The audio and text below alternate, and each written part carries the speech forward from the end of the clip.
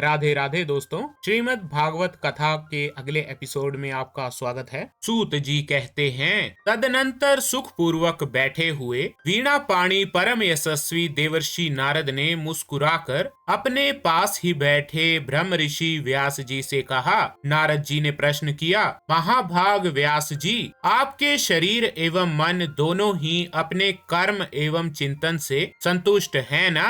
अवश्य ही आपकी जिज्ञासा तो भली भांति पूर्ण हो गई है, क्योंकि आपने जो ये महाभारत की रचना की है वो बड़ी ही अद्भुत है। वो धर्म आदि सभी पुरुषार्थों से परिपूर्ण है। सनातन ब्रह्म तत्व को भी आपने खूब विचारा है और जान भी लिया है। फिर भी प्रभु आप अकृतार्थ पुरुष के समान अपने विषय में शोक क्यों कर रहे हैं? व्यास जी ने कहा, आपने मेरे विषय में जो कुछ कहा है वो सब ठीक ही है। वैसा होने पर भी मेरा हृदय संतुष्ट नहीं है। पता नहीं इसका क्या कारण है। आपका ज्ञान अगाध है। आप साक्षात ब्रह्मा जी के मानस पुत्र हैं, इसीलिए मैं आपसे इसका कारण पूछता हूँ। नारद जी, आप समस्त गोपनीय रहस्यों को जानते हैं, क्योंकि आपने उन पुराण पुरुष की उपासना की है, जो प्रकृति पुरुष दोनों के स्वामी हैं और असंग रहते हुए ही अपने संकल्प मात्र से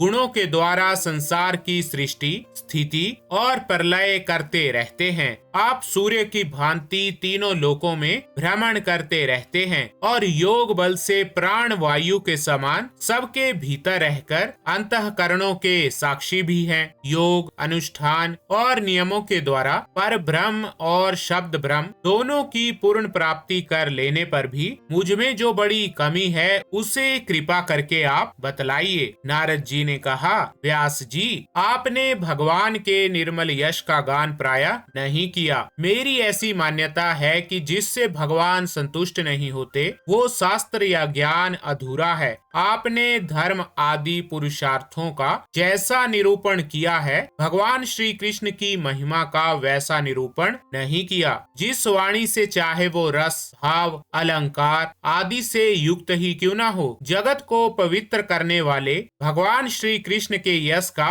कभी गान नहीं होता। वो तो कौओं के लिए उच्चिष्ट फेंकने के स्थान के समान अपवित्र मानी जाती है। मान सरोवर के कमनीय कमल वन में विहरने वाले हंसों की भांति ब्रह्म धाम में विहार करने वाले भगवत चरणारविंद आश्रित परम हंस भक्त कभी उसमें रमण नहीं करते। इसके विपरीत जिसमें सुंदर रचना भी नहीं है और जो दूषित शब्दों से युक्त भी है, परंतु जिसका प्रत्येक श्लोक भगवान के सुयश सूचक नामों से युक्त है, वो वाणी लोगों के सारे पापों का नाश कर देती है। क्योंकि सत्पुरुष ऐसी ही वाणी का श्रवण, गान और कीर्तन किया करते हैं। वो निर्मल ज्ञान भी जो मोक्ष की प्राप्ति का साक्षात साधन है, यदि भगवान की भक्ति से रहित हो तो उसकी उतनी शोभा नहीं होती। फिर जो साधन और सिद्धि दोनों ही दशाओं में सदा ही अमंगल रूप है, वो काम्य कर्म और जो भगवान को अर्पण नहीं किया गया है, ऐसा निष्काम कर्म भी कैसे सुशोभित हो सकता है? महाभाग व्यास जी, आपकी दृष्टि अमोघ है, आपकी कीर्ति पवित्र है,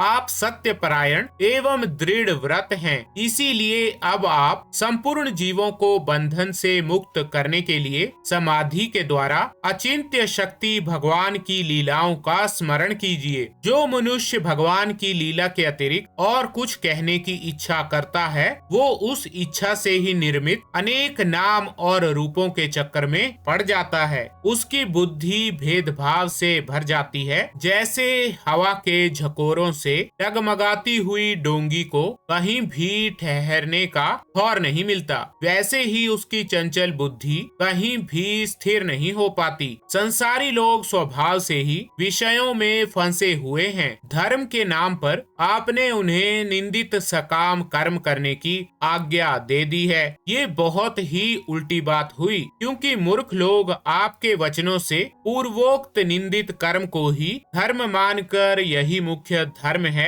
ऐसा निश्चय करके उसका निषेध करने वाले वचनों को ठीक नहीं मानते। तो ठीक है दोस्तों, श्रीमद् भागवत कथा के इस एपिसोड में बस इतना ही। राधे राधे।